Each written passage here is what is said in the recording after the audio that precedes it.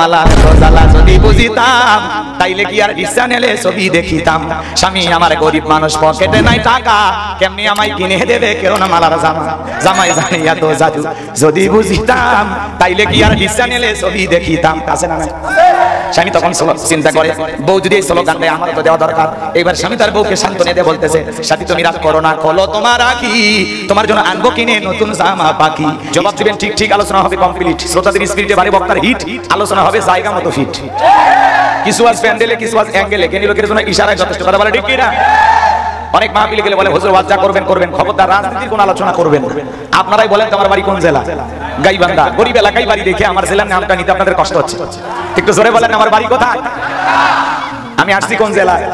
কুষ্টিয়ায়। বিশ্বাস করেন আমি গাইবান্ধা থেকে আপনাদের এলাকায় এসেছি শুধুমাত্র করণের কথা বলার আশায়, এছাড়া আমার আর অন্য কোনো উদ্দেশ্য নাই। আর গাইবান্ধা থেকে এসে আপনাদের এলাকায় রাজনীতি করে আমার কোনো লাভ আছে?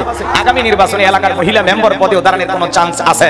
তাহলে আমি কেন এখানে রাজনীতি করবো? যদি করাই লাগে নিজের জেলা গাইবান্ধায় করবো। কথা বলেন ঠিক কিনা? এই জন্য আপনার টেনশন মুক্ত থাকবেন। আমি আপনাদের কথার সাথে একমত। আমি বাংলাদেশের রাজনীতি কোনো দলের বক্তা না, আমি রাজনীতি কোনো বক্তব্য দেবো না। I will not see political lot because I am not a leader of any political party. কারণ এখানে সব দলের লোক আছে না নাই?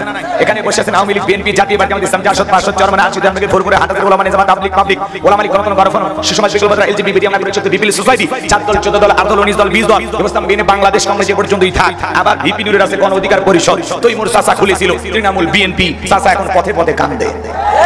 এত দলীয় লোক সেখানে আমি কি বোকা দলীয় আলোচনা করব?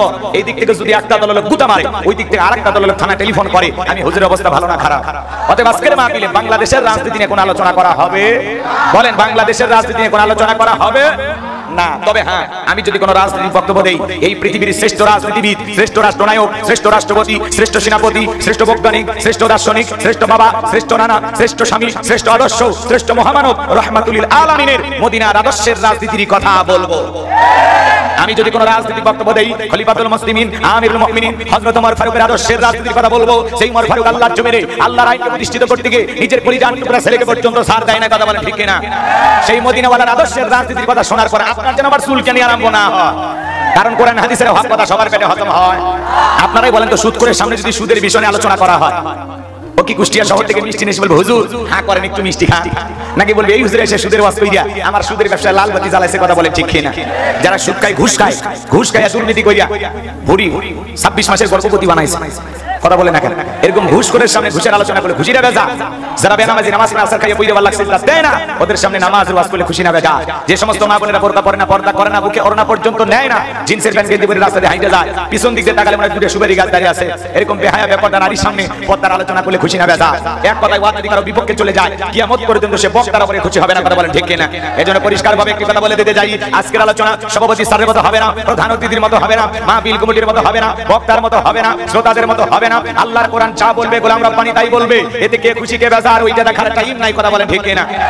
যুগে যুগে নবী রাসূলেরা দাওয়াতি কাজ করেছেন, তাদের দাওয়াতি কাজে কাফের বেঈমানরা বাধার পাঁচিল তৈরি করে দিয়েছিলেন। এরপরে আল্লাহর পয়গম্বরেরা শত বাধার পাঁচিলকে ভেঙে আল্লাহর জমিনে আল্লাহর পথে মানুষকে দাওয়াত দিয়েছেন। কথা বলেন ঠিক কিনা?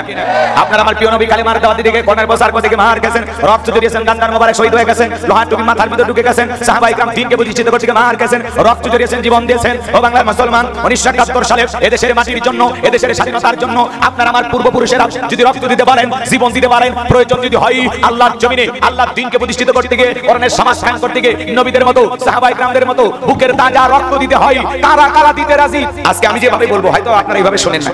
কথায় আছে এক একটা ফুলের এক একটা সুঘ্রাণ। কথা বলেন ঠিক কিনা? এজন্য এত কষ্ট করে আসছি, একটু শোনার সুযোগ করে দেন, বলার সুযোগ করে দেন, দেখবেন ভালো লাগবে ইনশাআল্লাহ। আল্লাহ কবুল করুন। জোরে বলুন আমিন। তাহলে সূরার নাম কাউসার। জোরে বলেন কি নাম? আরো জোরে। আল্লাহ কবুল করুন। জোরে বলুন আমিন। কোন ভূমিকা না দিয়ে আমরা সরাসরি জবান ছেড়ে সবাই তিলাওয়াত করি। আউযু বিল্লাহি মিনাশ শাইতানির রাজীম। বিসমিল্লাহির রাহমানির রহিম। বিতাড়িত মুরদাদ শয়তানের কাছ থেকে আল্লাহ পাকের কাছে আশ্রয় প্রার্থনা চাচ্ছি। পরম করে মহসিম দয়ালু আল্লাহর নামে শুরু করছি। আমরা যে কোনো কাজ শুরু করব কার নামে? আল্লাহর নামে কাজ শুরু করলে বরকত আছে না নাই? তাহলে সূরার নাম কাউসার। জবান ছেড়ে সবাই তিলাওয়াত করুন। ইন্না আ'তাইনাকাল কাউসার ফাসাল্লি লিরাব্বিকা ওয়ানহার ইন্না শানিয়াকা হুয়াল আবতার। আল্লাহু আকবার। যে কোনো আয়াত বা সূরা তাফসীর করতে হলে কোন প্রেক্ষাপটে, কোন সময় আল্লাহ তাআলা সেই আয়াতটি বা সূরাটি নাজিল করেছেন, সেই নাজিলের প্রেক্ষাপট জানার দরকার আছে না নাই? আরবিতে বলা হয় শানে নুজুল। যদি শানে নুজুল আলোচনা করা হয় তাহলে তাফসীর বুঝতে সহজ হয়, বলুন সুবহানাল্লাহ। তাহলে কোন প্রেক্ষাপটে কোন সময় রাসূলের উপরে আল্লাহ পাক সূরা কাউসার নাজিল করেছেন আমি কি একটু তুলে ধরবো? ভাই আপনাদের কি কষ্ট হচ্ছে? বলেন তো বাজান, এই কোরআনের কথাগুলো শুনলে লাভ না লস? একটু জোরে বলেন, লাভ না লস? লাভটা কি আমার আল্লাহ জানায়া দিলেন। وَإِذَا قُرِئَ الْقُرْآنُ فَاسْتَمِعُوا لَهُ وَأَنصِتُوا لَعَلَّكُمْ تُرْحَمُونَ। সূরা আরাফ আয়াত নাম্বার 204 আমার আল্লাহ রাব্বুল আলামিন জানায় দিলেন, তোমাদের সামনে যখন কোরআন পাঠ করা হয়, কোরআনের আলোচনা করা হয়, চুপ করে কান লাগিয়ে মনোযোগ সহকারে কোরআনের কথাগুলো শ্রবণ করো। যারা চুপচাপ কোরআনুল কারীমের কথাগুলো শ্রবণ করবে, আমার আল্লাহ রাব্বুল আলামিন আসমান থেকে তাদের উপরে আল্লাহর রহমত বৃষ্টির মতো নাজিল করবেন, বলুন সুবহানাল্লাহ। এটা জান্নাতের বাগান, এই জায়গায় আল্লাহর রহমত নাজিল হইতেছে, এই বিশ্বাস আপনার আমার দিলে আছে না নাই? কোরআনের কথাগুলো শুনলে লাভ না ক্ষতি?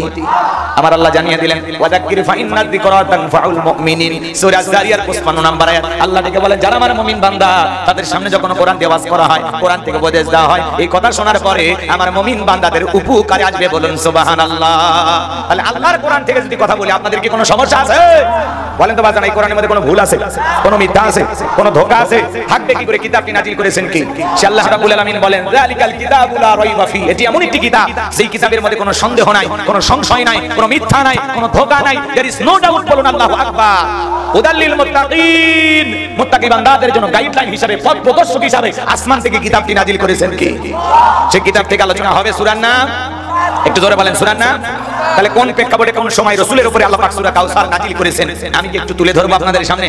বলবো আমার ভাইয়েরা, বিশ্বনবীর প্রিয় সাহাবী হযরত আনাস রাদিয়াল্লাহু তাআলা বলেন, আমরা রাসূলের চারপাশে বসা, আমি তাকায় দেখি নবীজির মনটা ভীষণ খারাপ, মুখটা মলিন, চোখের কোণা দিয়ে অশ্রু ঝরতেছে। কিছুটা সময় অতিবাহিত হয়ে যাওয়ার পরে আমি তাকায় দেখি বিশ্বনবী মুস্কি মুস্কি হাসতেছেন, বলুন সুবহানাল্লাহ। হযরত আনাস দেখে বলেন, নবী গো, এইমাত্র দেখলাম মনটা খারাপ, মুখটা মলিন, চোখের কোণা দিয়ে অশ্রু ঝরতেছে, আবার কেন মুস্কি মুস্কি হাসেন? আমার নবী কেন কাঁদেন, কেন হাসেন? এর পেছনে রহস্য আছে না নাই? নবীজির মনটা খারাপ, চোখের কোণায় পানি, কারণ হলো নবীজির কলিজার টুকরা ছেলে সন্তানগুলো জন্মগ্রহণ করে, আর এক এক ছেলে সন্তানগুলো মারা যায়। ইব্রাহিম মারা যায়, আবুল কাসেম মারা যায়, তাহের মারা যায়। এক এক ছেলে সন্তানগুলো যখন জমিন থেকে বিদায় নেয়, বাবা হিসাবে নবীর মনেও কষ্ট লাগে কিনা? এই জন্য আমার নবীজির মনটা ভীষণ খারাপ, একে তো সন্তান হারানোর ব্যথা, অন্যদিকে নবীজির কাছের চাচা নাম হলো আবু লাহাব, দেখে বলে, ভাতিজা, তোমার বংশে বাতিজানোর কেউ থাকলো না, তুমি একটা লেজ কাটা, তুমি একটা নির্বংশধরী কন্যা, নাউযুবিল্লাহ। একে তো সন্তান হারানোর ব্যথা, অন্যদিকে আপন মানুষদের সমালোচনা, নবীর মনের কষ্ট কমে না বাড়ে? একটু জোরে বলেন, কমে না বাড়ে? আপনারাই বলুন, আল্লাহ না করুক আপনার আমার সন্তান যদি মারা যায়, কাছের আত্মীয় স্বজনদের উচিত বিপদের দিনে সান্ত্বনার বাণী শোনানো, বাবা তুমি সবর করো, ধৈর্য ধারণ করো, আল্লাহ সন্তান দিয়েছে, আল্লাহ নিয়েছেন, জীবন মৃত্যুর মালিক আল্লাহ, আল্লাহ সন্তান দিয়েছে, আল্লাহ নিয়েছে, মন খারাপ করো না, সবর করো, ধৈর্য ধারণ করো। আল্লাহ যদি চাই বছর না ঘুরতে আবারও তোমাদের ঘর আলোকিত করে আল্লাহ সন্তান পাঠাবে, কথা বলেন ঠিক কিনা? কাছের মানুষদের উচিত বিপদের দিনে সান্ত্বনার বাণী শোনানো, কিন্তু নবীর চাচা আবু লাহাব এতটাই খারাপ, আবু জেহেলের চাইতে আবু লাহাব বেশি খারাপ। আবু জেহেলের নামে আল্লাহ সূরা দেয় নাই, আবু লাহাবের নামে সূরা দিয়েছে, কথা বলেন ঠিক কিনা? এই আবু লাহাব দেখে বলে, ভাতিজা, তুমি একটা লেজ কাটা, তুমি একটা নির্বংশ। এই কথা বলে আমার নবীজিকে কষ্ট দেয়। আপনার আমার নবীর ছেলে সন্তানগুলো কেন শিশুকালে মারা গেল? একটা ছেলেও কেন যৌবন পর্যন্ত জীবিত থাকলো না? অনেক পয়গম্বরের ছেলে যৌবন পর্যন্ত জীবিত ছিল, প্রাপ্ত বয়স হওয়া পর্যন্ত জীবিত ছিল, কিন্তু বিশ্বনবীর একটা ছেলে সন্তানও কেন জীবিত থাকলো না? আল্লাহ তাআলা কেন সবাইকে শিশুকালে নিলেন? এর পিছনেও রহস্য আছে না নাই? নবীজির ছেলে সন্তানগুলো শিশুকালে বিদায় নেওয়ার পিছনে কারণ আছে তিনটি। জোরে বলেন, কয়টি? নবীর উম্মত হিসেবে জানতে মনে চায় না নবীজির ছেলে সন্তানগুলো কেন জীবিত থাকলো না, কেন আল্লাহ তাআলা তাদেরকে শিশুকালে নিলেন? কি সেই তিনটি রহস্য, কি সেই তিনটি কারণ? কারা কারা শুনতে রাজি? দুই হাত তুলে আল্লাহকে একবার দেখান, লিল্লাহি তাকবীর। আপনার ভাইয়েরা আমার, কি সেই তিনটি রহস্য, কি সেই তিনটি কারণ? যদি আমি আলোচনা শুরু করে দেই তাহলে আমার 3 নাম্বার আয়াতের আলোচনা করা লাগবে। আমি কি 1 নাম্বার আয়াত বাদ দিয়ে 3 নম্বরে যাব, নাকি আস্তে আস্তে শুরু করা যাক? ধৈর্য আছে তো ভাই? নবীর সম্মান মর্যাদা আপনাকে আমাকে জানতে হবে। কেন রাসূলের ছেলে সন্তানগুলো জীবিত থাকলো না, মারা গেল? আমার ভাইয়েরা, অবশ্যই আমি আপনাদের সামনে তুলে ধরবো, গভীর মনোযোগ দিয়ে কথাগুলো শুনবেন। একে তো সন্তান হারানোর ব্যথা, অন্যদিকে আপন মানুষদের সমালোচনা, ব্যতীত হৃদয়, অন্যদিকে সাহাবায়ে কিরাম যারা ইসলাম ধর্ম গ্রহণ করে কাফের বেঈমান তাদের উপর নির্যাতন জুলুম চালায়। হযরত বেলাল তখনও কালেমা পড়ে মুসলমান হন নাই। বিশ্বনবী দারুল আরকামে বসা, রাত্রি বেলায় হযরত বেলাল বিশ্বনবীর দরবারে উপস্থিত হয়ে গেলেন। নবীজির চেহারা মোবারকের দিকে তাকাইয়া ডেকে বলেন, নবী গো, আপনার চাইতে সুন্দর মানুষ মানুষ আমি জীবনে কোনোদিন দেখি নাই। আপনার আমার নবী কতটা সুন্দর ছিলেন জানেন? হযরতে জাবের রাদিয়াল্লাহু তাআলা আনহু বলেন, পূর্ণিমার রাত আমি রাসূলের বাড়িতে গিয়েছিলাম, সেদিন দেখেছিলাম চাঁদ উদয় হয়েছে দুইটা, একটা চাঁদ আসমানে আর একটা চাঁদ জমিনে। হযরতে জাবের রাদিয়াল্লাহু তাআলা আনহু বলেন, আমি একবার আকাশের পূর্ণিমার চাঁদের দিকে তাকাই আর একবার বিশ্বনবীর চেহারার দিকে তাকাই। হযরতে জাবের রাদিয়াল্লাহু তাআলা আনহু বলেন, ওই আকাশের পূর্ণিমার চাঁদের চাইতে আমার নবীকে আমার কাছে বেশি সুন্দর মনে হয়। আপনার আমার নবী কতটা সুন্দর ছিলেন জানেন? আম্মা জান আয়েশা বলেন, যারা ইউসুফ নবীর চেহারার দিকে তাকাইয়া ফল কাটতে গিয়ে আঙ্গুল কেটে ফেলে দিয়েছিল, ওরা যদি বিশ্ব নবীর চেহারার দিকে তাকাইতো, শুধুমাত্র আঙ্গুল নয়, আঙ্গুল কাটতে কাটতে হাত কাটতে কাটতে কখন যে নিজের কলিজা কেটে দুফা করে দিত, মুহূর্তের জন্য টের পাইতো না। আপনার আমার নবী এতটাই সুন্দর। আম্মা জান আয়েশা আরো ডেকে বলেন, ও দুনিয়ার মানুষ, তোমাদের একটা সূর্য আছে, আমি আয়েশার একটা সূর্য আছে। তোমাদের সূর্য উদয় হয় দিনের বেলায়, আমি আয়েশার সূর্য উদয় হয় রাতের বেলায়। আল্লাহু আকবার বলেন। আম্মা জান আয়েশা একদিন সেলাইয়ের কাজ করতেছিলেন, হাত থেকে সুইটা পড়ে গেছে, বাতিতে কোনো তেল ছিল না, বাতি জ্বালাইতে পারলেন না, অপেক্ষায় বসে থাকলেন। বিশ্বনবী যখন ইশার সালাত আদায় করার পরে ঘরের ভিতরে প্রবেশ করলেন, সর্বপ্রথম আমার নবীজি ঘরে ঢুকে তার প্রিয়তমা স্ত্রী আম্মা জান আয়েশাকে সালাম দিলেন। নবীজি ঘরে ঢুকে স্ত্রীকে কি দিলেন? কথা কয় না কেন? বিশ্বনবী ঘরে ঢুকে তার স্ত্রীকে সালাম দিলেন। এই আমল উম্মতের ঘরে থাকা দরকার আছে না নাই? ঘরে ঢুকে বিবিকে সালাম দিবেন, আসসালামু আলাইকুম রহিমা, কেমন আছো সোনা? ঘরের দরজাটা খোলো না, আমি তোমার লিটনের বাপ, তোমার দিওয়ানা। বউ খুশি হয়ে দরজা খুলবে, কথা বলে ঠিক কিনা? কিন্তু আমাদের ব্যবহার এত ভালো না, এত মিষ্টি কথা আমরা বলতে পারি না। রাগান্বিত হয়ে ঘরে দরজায় ডাক দেয়, এ রুবেলের মা, এ দরজা খোল, বেশি দেরি হলে দরজা ভাঙা ফেলে দিয়া তোর পিঠের উপর আজকে যে হবে রে। ভিতর থেকে বউ বলে, এটা স্বামী না সেখানে যাই। কথা কোন ঠিক কিনা? আমার ভাইয়েরা, বাড়িতে যে মিষ্টি ব্যবহার করবেন, বউকে প্রথমে সালাম দিবেন, লোকজন যদি না থাকে বইয়ের হাতটা ধরে মুসাফা করবেন। কার হাত? এ যুবক, কার হাত? বইয়ের হাত, পাশের বাড়ির ভাবির হাত না, ধরলে সাঁটা দিয়া পিটা। বইয়ের হাত ধরে মুসাফা করবেন। আর একেবারে যদি ময়দান ফাঁকা থাকে কোলাকুলিও সেরে নেবেন। স্বামী স্ত্রীর মধ্যে যদি সালাম আদান প্রদান হয়, একে অপরের প্রতি ভক্তি, শ্রদ্ধা, বিশ্বাস, ভালোবাসা বেড়ে যায়। যে স্ত্রী আপনাকে যেই মুখ দিয়ে সালাম দিবে, ওই মুখ দিয়ে আপনাকে গালি দিতে পারবে না। আপনি যেই মুখ দিয়ে বিবিকে সালাম দিবেন, সেই মুখ দিয়ে গালি দিতে পারবেন না। কথা বলে ঠিক কিনা? স্বামী স্ত্রীর মধ্যে সালাম আদান প্রদান হলে আল্লাহর পক্ষ থেকে রহমত নাজিল হয়। বলুন আল্লাহু আকবার। আজকে ঘরে ঘরে শান্তি নাই, অশান্তি অশান্তি। কথা বলেন না কেন? সকালে বিয়ে করে বিকালে তালাক দেয়, সন্ধ্যায় বিয়ে করে সকালে তালাক দেয়। দাম্পত্য জীবনে কোনো সুখ নাই, শান্তি নাই। কারণ হলো পারিবারিক জীবনে আমরা রাসূলের সুন্নতগুলো ভুলে গেছি। দাম্পত্য জীবনে যদি সুখ পেতে চান, ভালোবাসা পেতে চান, রাসূলের 4টা সুন্নত প্রত্যেকটা পরিবারে কায়েম করা লাগবে। এই 4টা সুন্নত যদি চালু থাকে, তাদের দাম্পত্য জীবনে কোনোদিন অশান্তি আসবে না, সম্পর্ক টিকে থাকার গ্যারান্টি। কথা বলেন ঠিক কিনা? সুন্নত মাত্র কয়টি? আরো জোরে কারা কারা শুনলেন? দুই হাত তুলে আল্লাহকে একবার দেখান, লিল্লাহি তাকবীর। হাত দামান বাজান গো আমার, কি সেই 4টি সুন্নত যদি আমি শুরু করে দেই, এখনই আলোচনা এলোমেলো হয়ে যাবে। আমাকে একটু সময় দেন, আপনারা একটু ধৈর্য নিয়ে বসেন, বাকি কথাগুলো বলবো ইনশাআল্লাহ। তাহলে ঘরে ঢুকে স্ত্রীকে সালাম দিবেন তো ইনশাআল্লাহ? কথা কয় না? এক যুবক বলতেছে, হুজুর সালাম দিতে শরম লাগে। আমি তখন বললাম, বিয়ে করছো? কয় কি বলেন হুজুর, 3টা সন্তানের বাবা। কথা বোঝেন নাই মনে হয়, রাগ করেছেন? যুবক, তোমরা মন খারাপ করতেছো বাবা? তখন আমি বললাম, বউকে সালাম দিয়ে দাও। কয় হুজুর সালাম দিতে শরম লাগে। এটা বলেন তো, বউকে সালাম দিতে যারা বলে শরম লাগে, এটা শরম না শয়তান? কয়েক বড় বাচ্চা হয়ে যায়, শরম লাগে না? সালাম আমল করতে গিয়ে শরম লাগে। কথা বলেন না কেন? দুষ্ট ছেলে আছে না? বউকে সালাম দিলেন, পারবেন তো ইনশাআল্লাহ? আজকে ঘরে যা সালাম দিবেন, আসসালামু আলাইকুম। প্রথম সালাম দিলে বউ আবার টিটকারি মারবে, বাপ রে বাপ কারে সালাম দিলাম? যদি বলেন তোমারই দিলাম, বলবে কোন হুজুরের মুরিদ নিয়ে বাড়িতে ঢুকলা, সেদিনই তো মুখের গাছের কলা চুরি করলা। কথা কোন ঠিক না? এজন্য বাজান গো আমার, স্বামী স্ত্রীর মধ্যে সালাম আদান প্রদান করবেন, দাম্পত্য জীবনে সুখ আর শান্তি পাবেন। কথা বলেন ঠিক না? আজকে ঘরে ঘরে অশান্তি অশান্তি, শান্তি নাই। শান্তি পেতে হলে রাসূলের সুন্নতি তরিকায় পরিবার সাজাইতে হবে। কথা বলেন ঠিক না? আমার ভাইরা চলেন সামনের দিকে যায়, কষ্ট হচ্ছে বুঝি আপনাদের। নবীজির কাছে হযরত বেলাল কথা মনে আছে না নাই? রাগ করতেছেন, কেমন নবীর উম্মত আপনি আমি জানি। এ বাজান গো আমার, বিশ্বনবী যখন সালাম দিয়ে ঘরের ভিতরে প্রবেশ করলেন, আম্মা জান আয়েশা ডেকে বলেন, নবীজির চেহারার আলোতে সুইটা কই পড়ে আছে আমি পরিষ্কার দেখতে পেয়েছি। আপনার আমার নবীর সম্মান মর্যাদা কত জানেন? এক জায়গায় যা বললাম, ভাই বলেন আমাদের নবীর নাম কি? বলে হুজুর আব্দুল কাদের জিলানী। পীর সাহেবের নাম মুখস্থ আছে, কিন্তু বিশ্ব নবীর নামটা বলতে পারে না। এরকম কপাল পোড়া উম্মত আছে না? না। নবীর সম্মান মর্যাদা কত জানেন? যে নবী হ্যাঁ বললে পুরো পৃথিবীবাসীর জন্য আল্লাহ পাক হালালে পরিণত করে দেয়, যে নবী না বললে পুরো পৃথিবীবাসীর জন্য আল্লাহ পাক হারামে পরিণত করে দেয়। যে নবী জমিনে পা তুললে মাওলা পাকের আরশে আজিমে পৌঁছে যায়, আসমানের চাঁদের দিকে ইশারা করলে চাঁদ দুই টুকরো হয়ে যায়। যে নবী ছাগলের স্তনে দুধ নাই, ওই স্তনে যদি হাত লাগায় দেয় দুধে পরিপূর্ণ হয়ে যায়। তো যে খাবার 2-3 জন মানুষ খাবে, ওই খাবারে বিশ্ব নবীর হাত লেগে গেলে শত শত মানুষ খাবার খেয়েও যেমন খাবার তেমনি থাকে। বলেন সুবহানাল্লাহ। বিশ্ব নবী যখন জমিনে পথ চলতেন, আসমানের মেঘ এসে ছায়া প্রদান করতো, বলেন আল্লাহু আকবার। নবীজি যখন ঘেমে যেতেন নবীজির শরীরের ঘামগুলো আম্মা জানেরা সুন্দর করে নিয়ে শিশির ভিতরে জমা রাখতেন। বিশেষ দিনে রাসূলের শরীরের ঘামগুলো সুগন্ধি হিসেবে ব্যবহার করা হতো। বলুন আল্লাহু আকবার। দয়ার নবী মায়ার নবী গো আপনি নবী আমার জীবনের জীবন, প্রেমের নবী দয়ার নবী গো আপনি নবী আমার জীবনের জীবন। দেখায় আপনার মুজিজা ভাগ্যবতী বিবি খাদিজা আপনারে করিল জীবনের আপন। ধন দৌলত ধন দৌলত যা ছিল চরণ তলে সব সফিয়া দিল আপনারে করিল জীবনের আপন। দয়ার নবী মায়ার নবী গো আপনি নবী আমার জীবনের জীবন। দয়ার নবী মায়ার নবী গো আপনি উম্মতের জীবনের চেয়েও আপন। কথা বলেন ঠিক কিনা আমার ভাইরা? বিশ্ব নবীর কাছে হযরত বেলাল দেখে বলে নবী আপনি কালেমার দাওয়াত দেন, ইসলামের প্রচার প্রসার করেন। ও নবী আমি বেলালকে একটু কালেমা পড়ে মুসলমান বানায় দেন। বিশ্ব নবী হযরত বেলালকে কালেমা পড়ে মুসলমান বানায় দিলেন।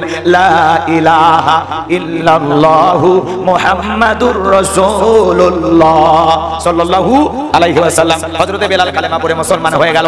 আমার নবী ডেকে বলে বেলাল ইসলামের অবস্থা এখন ভালো না, কালেমা পড়েছো আপাতত প্রকাশ করা যাবে না। আপনারাই বলেন ইসলামের অবস্থা কি সব সময় ভালো থাকে? আজও তাম পৃথিবীর দিকে তাকায় দেখেন ওই জালেমদের টার্গেট ইসলাম আর মুসলমান। আজও ফিলিস্তিনের জমিনে বড় বড় হামলা চালায় ইহুদি জালেমেরা।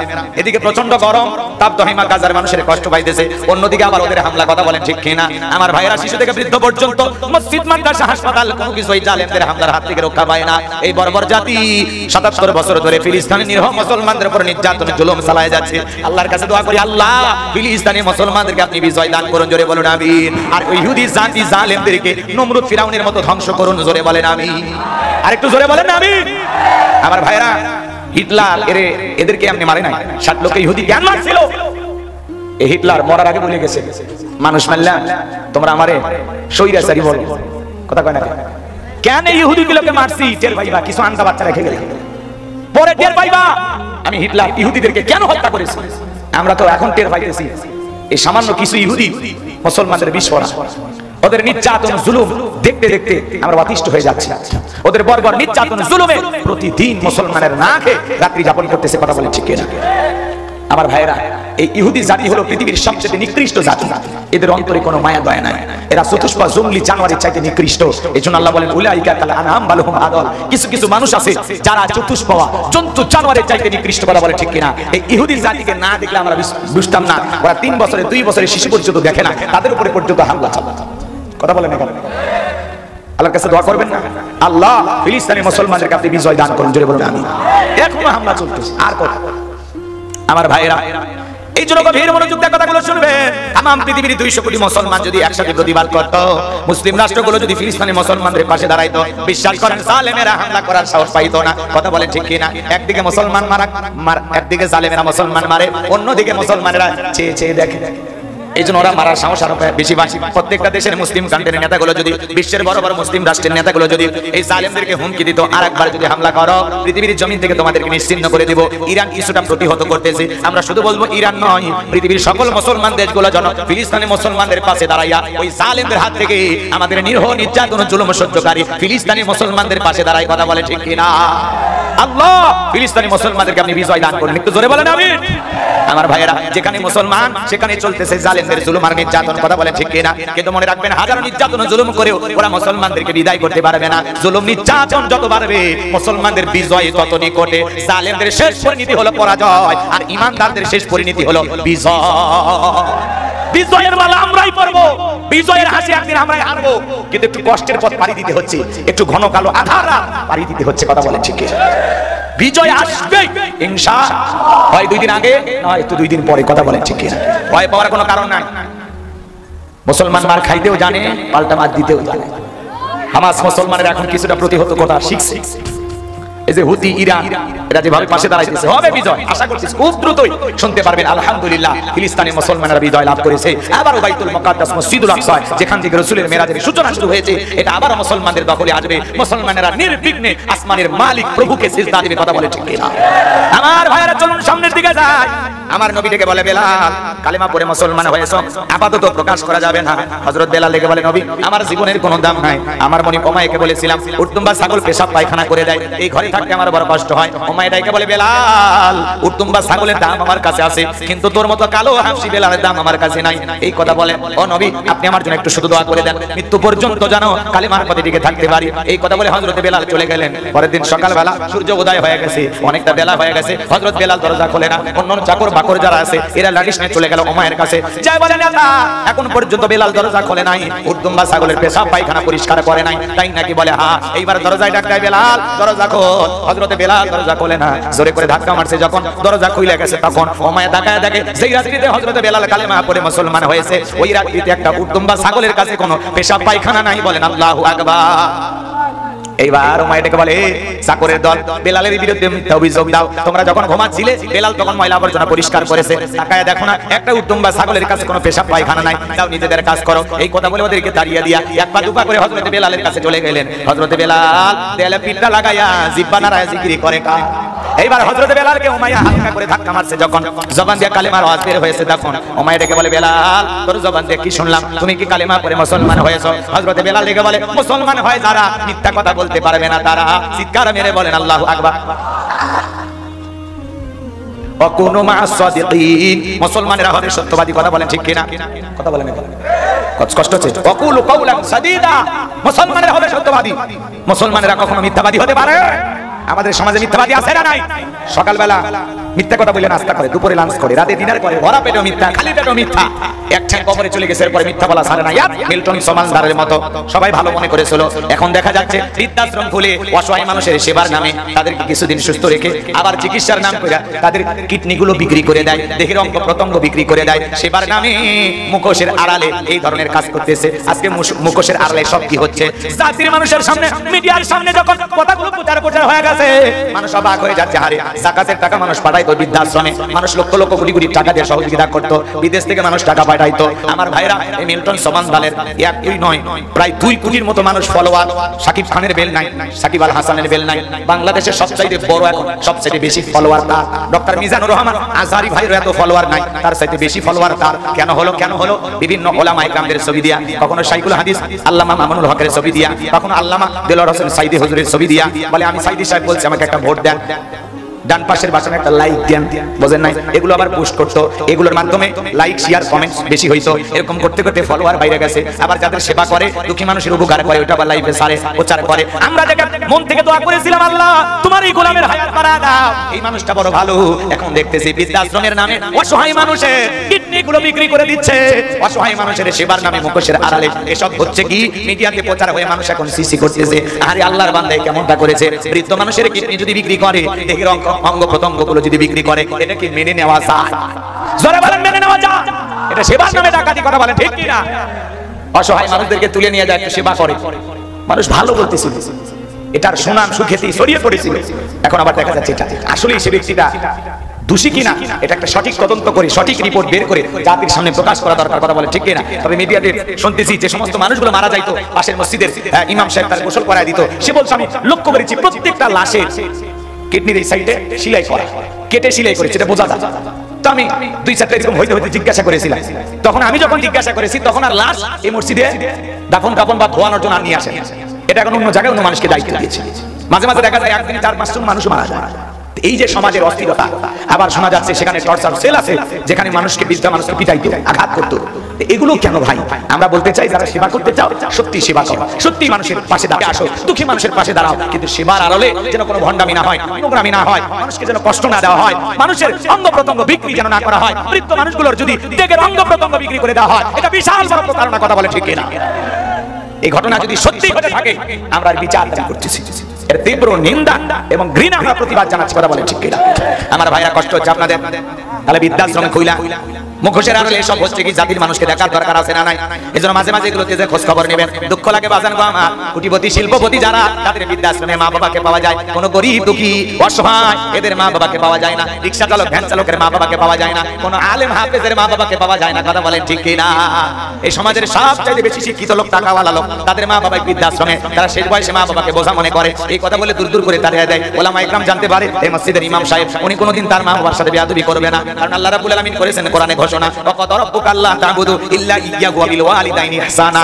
আমার আল্লাহ ডেকে বলে আমার ইবাদত করো, আমার গোলামি করো, আমার ইবাদতের সাথে আর কাউকে শরীক করো না। আমার ইবাদতের পর তোমাদের দায়িত্ব হলো মাতা-পিতার খেদমত করা, তাদের সাথে উত্তম আচরণ করা, ভালো ব্যবহার করা। খবরদার যুবক রে, মা বাবার মনে কষ্ট দিও না। পিতামাতা খুশি, আরশের মালিক খুশি। পিতামাতা বেজার, আরশের মালিক আল্লাহ বেজার। এজন্য বিশ্বনবী বলেছেন, ওমা জান্নাতুকা ওয়া নারুকা, তোমার পিতামাতাই তোমার বেহেশত, তোমার পিতামাতাই তোমার দোজখ। হে যুবক সুন্দরী বউ, আমার কথা ভুলে যাও না, বাবার কথা ভুলে যাও না। মা বাবার মনে কষ্ট দিও না। বইয়ের ভালোবাসা বইয়ের কাছে, মায়ের ভালোবাসা মায়ের কাছে, বাবার ভালোবাসা বাবার কাছে। কাউকে বেশি প্রাধান্য দিকে কারো প্রতি অবহেলা করা যাবে না। কথা বলেন ঠিক কিনা? যুবক রে, যারা রাগান্বিত হয়ে মা বাবাকে বাড়ি থেকে তাড়ায় দেয়, যাদের মা বাবা বৃদ্ধাশ্রমে পাঠায়া দিয়েছে, এরা মা বাবাকে বৃদ্ধাশ্রমে পাঠায়া দেয় নাই, মা বাবাকে তাড়ায় দেয় নাই, নিজের ভাগ্য থেকে জান্নাতকে দাঁড়িয়ে দিয়েছে, নিজের ভাগ্য থেকে জান্নাতকে আলাদা করেছে। কথা বলেন ঠিক কিনা?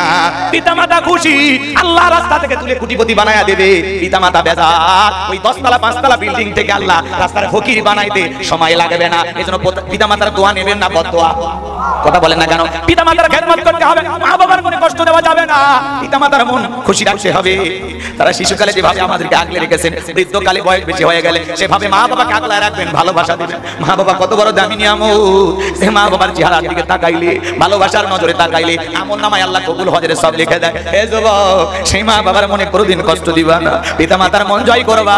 পিতামাতার দোয়া নিতে কোন কোন যুবক রাজি? দুইটা হাত তুলে আল্লাহকে একবার দেখাও। আল্লাহ আমাদের সবাইকে পিতামাতার খেদমতকারী সন্তান হিসেবে কবুল করুন। জোরে বলুন আমিন। আরেকটু জোরে বলুন আমিন। আমরা কি বৃদ্ধাশ্রমে মা বাবাকে পাঠায়া সেই বয়সে তাদের কিডনি গুলো কেউ বের করে রেখে রেখে আমরা চালান? আমার ভাই, আজকে সেবার আড়ালে কি হচ্ছে?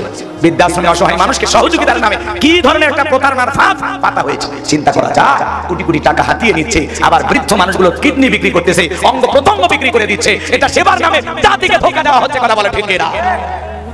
এদের বিচার হওয়া উচিত। আর যদি ঘটনা সত্য না হয়, তাহলে যারা মিডিয়াতে এটা অপপ্রচার করতেছে তাদের বিচার হওয়া উচিত।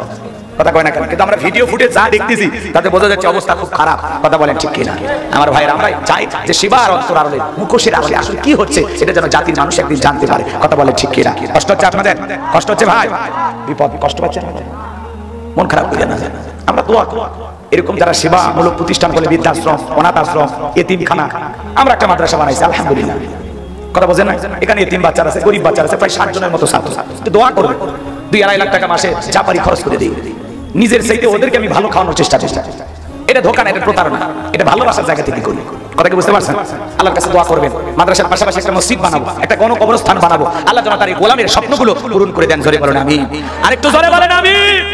ভালো কাজ করে মারা যেতে চায়, ভালো কিছু করে যেতে চায়, হঠাৎ একদিন শুনবেন গোলাম রব্বানি আর বেঁচে নাই। সেদিন কিছু না করতে পারলে একটু দুহাত তুলে মালিকের কাছে দোয়া করি, একটু দিল থেকে দোয়া করবেন। আল্লাহ তোমার এক গোলাম ছিল, কোরআনের কথা বলতো, বিদায় নিয়েছে। আল্লাহ তার জীবনের ত্রুটিগুলো মাফ করে দিয়া আল্লাহ তোমার গোলামকে তুমি জান্নাতের উচ্চ মাকাম দান করো। দোয়া করবেন না? বলেন একটু দোয়া করবেন না? আল্লাহ যেন জান্নাতের ফয়সালা করে দেন। জোরে বলেন আমিন। আমি আপনাদের জন্য দোয়া করি, আল্লাহ যেন আপনাদের জীবনে ত্রুটিগুলো মাফ করে দিয়া জান্নাতের ফয়সালা করে দেন। জোরে বলেন আমিন। একে অপরের জন্য দোয়া ছাড়া আর কি বা করা? কথা বলেন ঠিক কিনা? কষ্ট হচ্ছে আপনাদের? এত দূর থেকে যারা যায় অংশগ্রহণ করতে পারবেন না, সেই সুযোগ হবে কিনা জানি না। এজন্য দিল থেকে দোয়া করে দেবেন। আল্লাহ, গোলাম রব্বানি নামে কোরআনের একটা পাখি ছিল, মারা গেছে। তোমার গোলামের জন্য দোয়া করি, আল্লাহ তোমার গোলামের জীবনের ত্রুটিগুলো মাফ করে দিয়া আল্লাহ তোমার গোলামের কবরকে তুমি জান্নাতের বাগান বানায়া দিও। জোরে বলেন আমিন।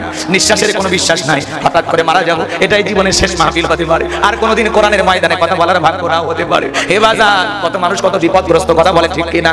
আমরা কিন্তু এক পা ভিতরে আর এক পা বাইরে নিয়ে ঘুরতেছি। কথা বলে ঠিক কিনা? কার কখন ভাগ্যে বিপদ যাবে আমরা কেউ জানি না। আচারা কষ্ট নির্যাতন সহ্য করেও পৃথিবীর জমিনে আমরা টিকে থাকবো। আমরা ভীত কাপুরুষের জাতি না, আমরা মুসলিম জাতি, পিতা ইব্রাহিমের সন্তান। আমরা ভয় পাওয়ার জাতি না। কথা বলে ঠিক কিনা? সামনের দিকে যাই, কষ্ট হচ্ছে আপনাদের? যে কথা বলতে চাচ্ছিলাম বাজান, হৃদয়ের কান পেতে কথাগুলো শুনবেন। আমি যে কথা বলতে চাচ্ছিলাম, হযরতে বেলালের কথা মনে আছে না নাই? উমাইয়া ডেকে বলে, বেলাল রে, উত্তম ছাগলের মালিক বানায় দেব, থাকার জন্য ভালো ঘর বাড়ি ব্যবস্থা করে দেব। হযরতে বেলাল ডেকে বলে, ও উমাইয়া, দুনিয়ার কোনো পার্থিব সম্পদের বিনিময়ে বেলাল তার ঈমান বিক্রি করবে না। বলেন আল্লাহু আকবার। এইবার ডেকে বলে, আমার কথা না শুনলে বড় নেতা আবু জেহেলকে খবর দেব। বলে, আমি দুনিয়ার কোনো আবু জেহেলকে ভয় করি না, আমি ভয় করি আমার আল্লাহকে। একটু চিৎকার করে বলেন আল্লাহু আকবার। এইবার উমাইয়া দৌড়ে চলে গেছে আবু জেহেলের বাড়িতে, তাই বলে নেতা সংবাদ খুব খারাপ, আমার বাড়ি কিদদার বেলাল কালেমা করে মুসলমান হয়েছে। তাই নাকি? বলে হ্যাঁ ঠিক আছে যাও আমি আসতেছি। এইবার আবু জেহেল তার ক্যাডার মাস্তানে সাঙ্গ বিশেষ একটা বাহিনী ছিল যাদের কাজই হলো মুসলমানদের উপর নির্যাতন জুলুম চালানো। ওই সময় কালেমা করে মুসলমান হইতো যারা, আবু জেহেল তার ক্যাডার মাস্তান নিয়ে তাদের উপর নির্যাতন জুলুমের স্টিম রোলাইট চালাইতো। তাহলে আবু জেহেলের একটা বিশেষ বাহিনী ছিল যাদের কাজ হলো মুসলমানদের উপর নির্যাতন জুলুম চালানো। আজও পৃথিবীতে জালেমদের বিশেষ একটা বাহিনী আছে যাদের কাজই হলো ইমানদার মুসলমানের উপরে জুলুম করা। অনেকে ওটা ভাষা করতেছেন, কেন খারাপ লাগে? নিজের ওয়াদাটা ঠিক রাখবেন না। আর যদি বলেন হুজুর দোয়া করেন, আমি সাথে সাথে দোয়া করে দিচ্ছি। কষ্ট হচ্ছে আপনাদের? আমরা ওয়াদা দেওয়ার বেলায় শক্ত, কিন্তু ওয়াদা পালনের ব্যাপারে আমরা ব্যর্থ। কথা বলেন, হাত তুলবেন, নামাজ পড়বেন, হাত তুলবেন, পিতা মাতার খেদমত করবেন, হাত তুলবেন। আবার কিছুদিন আসে এই এলাকায় শোনা যাবে যে মা বাবাকে একজন ধরে মারছে, হাত তুলে নামাজ পড়বেন। এতগুলো মানুষ যদি নামাজ মসজিদে জায়গা হয়, নিজেদের ওয়াদা দেওয়ার আগে একটু চিন্তা করবেন যে আসলে আপনার পক্ষে ওয়াদাটা রাখা ঠিক পারবেন কিনা, এই প্রতিশ্রুতি আপনি রাখতে পারবেন কিনা। ওয়াদা ভঙ্গ করা মুনাফিকের লক্ষণ। কথা বোঝেন না? খালি হাত তোলেন আর ওয়াদা দেন, বুঝে আসছে না। যে ওয়াদা রাখতে পারবেন হাত তুলবেন, ওয়াদা রাখতে পারবেন না হাত তোলার কোনো দরকার নেই। ছেলেকে যৌতুক দিয়ে দেবেন না, হাত তোলেন। কে রে?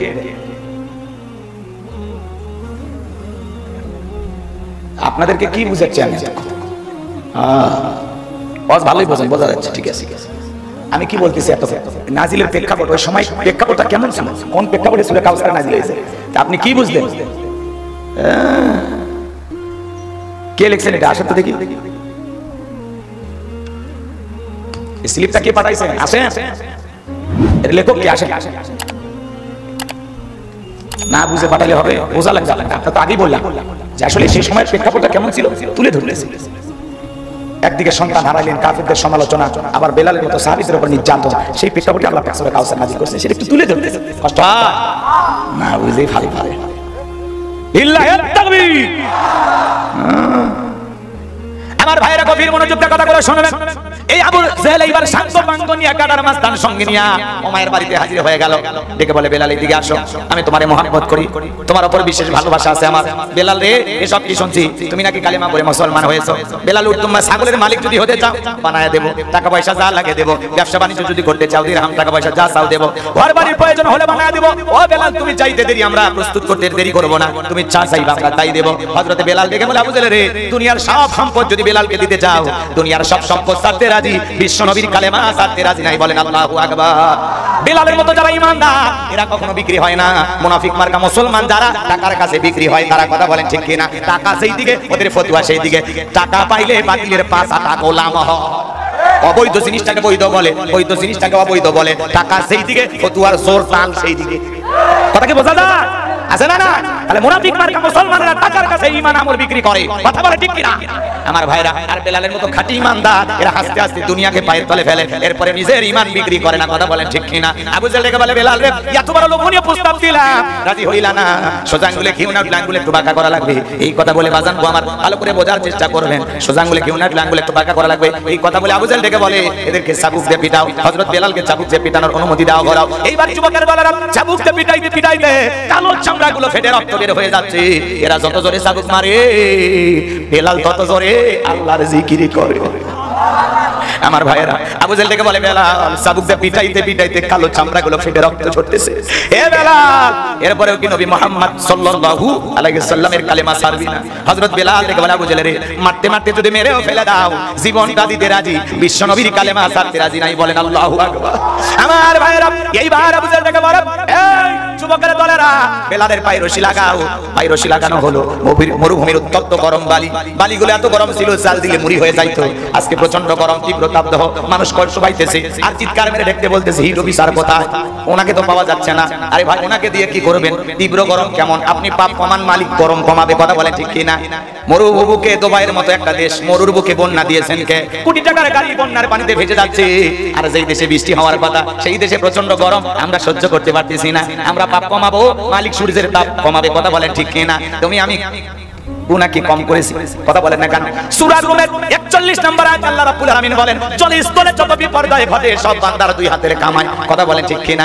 আপনি আমি অপরাধ করেছি, অন্যায় করেছি, অশ্লীলতা বেড়ে গেছে, গুনাহ বেড়ে গেছে, এইজন্য আল্লাহ পাক আল্লাহ রাব্বুল আলামিন মাঝে মাঝে একটু গরম দিয়া, একটু ভূমিকম্প দিয়া, হালকা একটু বন্যা দিয়া বুঝাই, বান্দা এখনো সময় আছে, সোজা হয়ে যা, বাঁকা পথে চলিস না, গুনাহ করিস না, তওবা করি আমি আল্লাহর দিকে ফিরে আই। কথা বলেন ঠিক কি না? আর আপনি হিরো বিচার করছেন। ভদ্র মহিলা আবার বলে দিয়েছে, আপনারা বাড়ি থেকে বের হয়ে গেলে চার্জার ফ্যান নিয়ে বের হবে। কথা কয় না? ব্যাগের ভিতরে পানি রাখবে, আবার বাইরে যখন বের হবে একটা ছাতা রাখবেন। ওনার যে দায়িত্ব উনি পালন করছে, এখন আপনারা আমল করেন কাল থেকে। কথাকে বোঝা গেল? এগুলো নিয়ে আলোচনা সমালোচনা করে আপনার আমার কোনো লাভ নাই। তওবা ইস্তেগফার করেন, মালিকের কাছে কান্না করেন, 2 রাকাত নফল নামাজ পড়ে আল্লাহর কাছে কাঁদেন, কান্নার মতো কান্না, সিজদার মতো সিজদা যদি কবুল হয়ে যায়, আসমানের মালিক বৃষ্টি দিতে দেরি করবে না, ঠান্ডা বাতাস পাঠাতে দেরি করবে না। কথা বলেন ঠিক কি না? আমার ভাইরা চলেন সামনের দিকে যায়। মরুভূমির গরম বালিতে হযরত বেলালকে শেষরায় নিয়ে ঘোরা গেল। পাবলা গাছের কাঁটাগুলো জিহ্বার ভিতরে পেরেকের মতো মারা হলো। বিকেল বেলা নিয়ে এসে বলে, বেলাল চাবুক দিয়ে পিটাইলাম, পাইরুশি লাগাই নিয়ে ঘুরলাম, এত নির্যাতন জুলুম করলাম রে বেলাল, এরপরে কি বিশ্বনবীর কালিমা ত্যাগ করবি না? হযরত বেলাল দেখে বলা, বুঝলে রে, মারতে মারতে যদি মেরে ফেলে দাও, বেলালের নিঃশ্বাস থাকবে যতদিন, বেলাল ইসলামের পথে টিকে থাকবে ততদিন। বলেন আল্লাহু আকবার।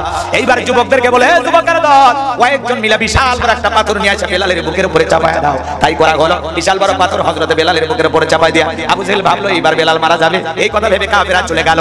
হযরত বেলালের বুকের উপরে বিশাল বড় পাথর, চোখের কোণায় পানি, এরপরে জিহ্বা নাড়ায় জিকির করে। আপনাকে তো জিকির করার জন্য কেউ পিটায় না, থাপ্পড় মারে না। এরপরে আমরা কপাল পর আল্লাহর বান্দা জিকির করি না। জিকির করার জন্য আলাদা সময় লাগে না। ধান কাটতে কাটতে জিকির করা যায়, মাঠে কাজ করতে করতে জিকির করা যায়, দোকানদারি করতে করতে জিকির করা যায়, রাস্তা দিয়ে চলতে চলতে জিকির করা যায়। জিকির করার ইচ্ছা থাকলে সব সময় জিকির হবে। হাদিস শরীফের ভিতরে আসছে বাজান গো আমার, যার জিহ্বাটা সব সময় আল্লাহর জিকিরে ভিজে থাকবে, ওই জিহ্বাওয়ালা মানুষ কোনদিন জাহান্নামের আগুনে জ্বলবে না। চিৎকার মেরে বলুন সুবহানাল্লাহ। তাহলে সব সময় জিকির করব কার?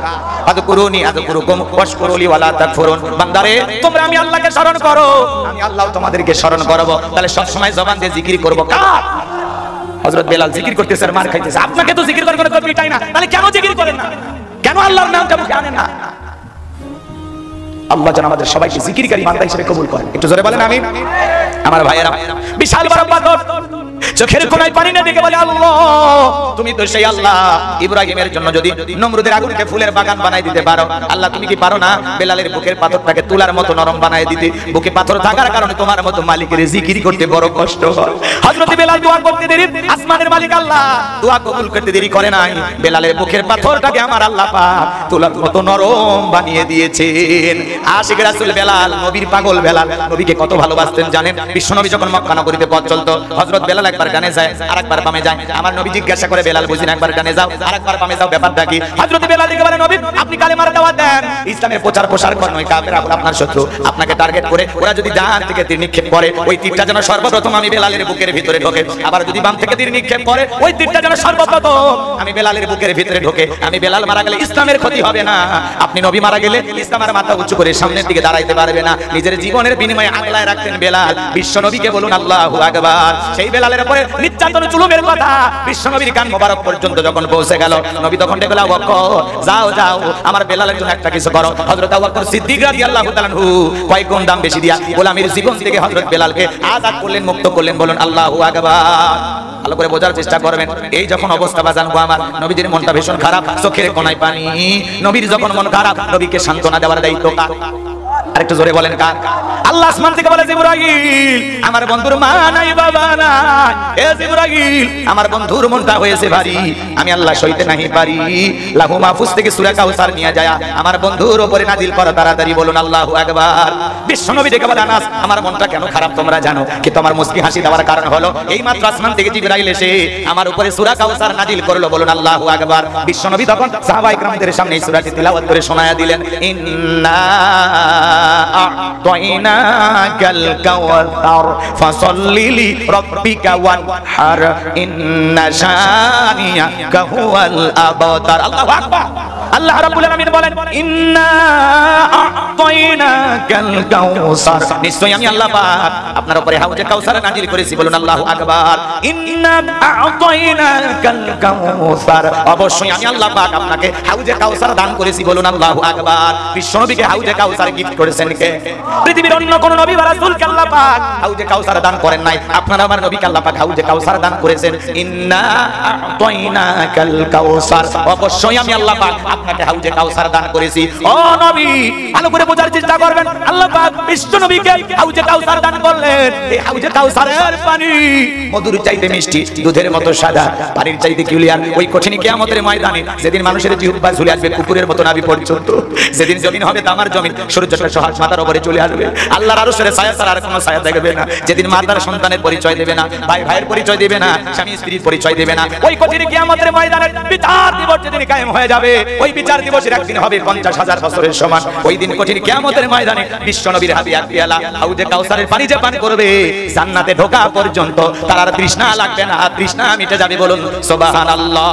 বিশ্বনবী হাউজে কাউসারের পেয়ালা নিয়ে দাঁড়িয়ে থাকবেন, হাজার হাজার মানুষ বিশ্বনবীর হাতে হাউজে কাউসারের পেয়ালার পানি পান করার জন্য রওনা করবেন। কিছু মানুষের সামনে আল্লাহ পাক পদ্মার আবরণ তৈরি করে দিবেন। আমার নবী তখন ডেকে বলবেন, আল্লাহ সংখ্যায় আমি অনেক মানুষকে দেখতে পাইলাম, কেন জানি সংখ্যাটা কমে গেল, কারণটা কি? আমার আল্লাহ তখন ডেকে বলে, বন্ধু আপনি তো হাউজে কাউসারের পানি সবাইকে পাইকারি দরে পান করাইতে পারবেন না। দুনিয়ার জমিনে দুইটা অপরাধ করেছিল যারা, হাউজে কাউসারের পানি পান করতে পারবে না তারা। কয়টা অপরাধ?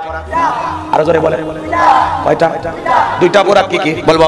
একটু সময় দেন, কষ্ট হচ্ছে আপনাদের আমার ভাইয়েরা। বিশ্বনবী হাউজে কাউসারের পেয়ালা নিয়ে দাঁড়িয়ে থাকবেন, হযরত ওমর, হযরত আবু বকর পাশে দাঁড়িয়ে থাকবেন, হযরত আবু বকর সিদ্দিক রাদিয়াল্লাহু তাআলা আনহু পেয়ালাগুলো ভরায়া দিবেন। শুনেন শুনেন, সুবহানাল্লাহ বলবেন না? কে ভরায়া দিবেন? হযরত আবু বকর, ইসলামের 1 নম্বর খলিফা, সিদ্দিক আকবর, রাসূলের বন্ধু। কত দামি মানুষ ছিলেন জানেন? ইসলামের জন্য 13টা দোকান ছিল, বিক্রি করে দিয়েছে। সুবহানাল্লাহ বলবেন। কয়টা দোকান? আর আমরা 13টা 26টা বানাবো। কিসের কিসের? জাম দেব হুজুর, টাকা দেব। কথা কই?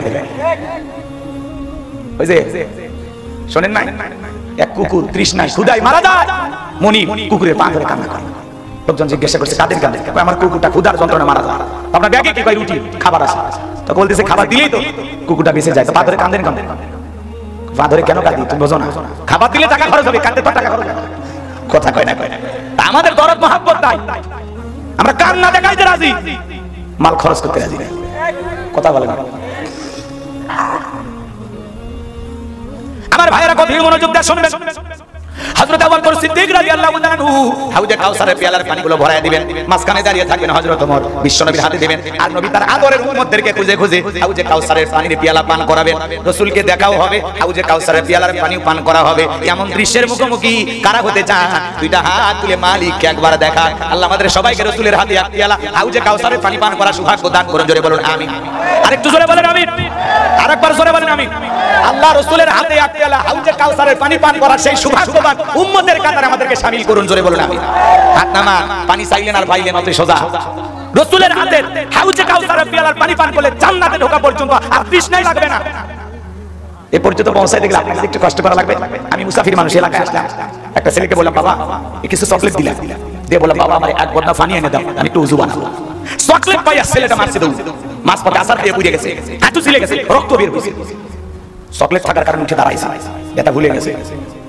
বদনা ভরিয়ে পানি নিয়ে আমার সামনে হাজির। আমি তখন বললাম বাবা এই পানিটার দিকে তোমার কষ্ট হয়েছে, মাঝপথে আসার গায়ে পুড়ে গেছে, ব্যথা পাইছে, রক্ত মনে বেরিয়েছে। ওই চকলেট থাকার খুশি আর আনন্দের কারণে বলতেছে আমি এরকম কত পড়ে যায় আমার কিছুই হয় না।